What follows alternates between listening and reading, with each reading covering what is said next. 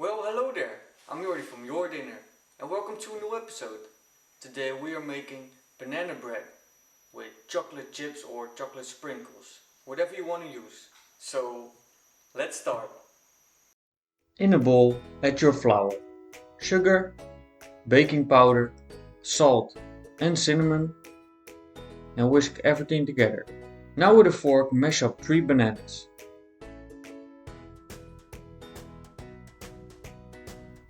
Add the oil, vanilla extract and 1 egg. Whisk everything together again.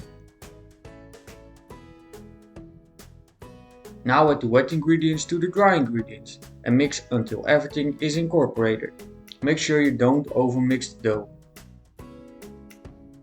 Add your chocolate chips or sprinkles like I use. If everything is whisked together, add it to a prepared cake tin and bake in a 180-degree oven for 45 to 50 minutes. Let it cool on a wire rack and there you go!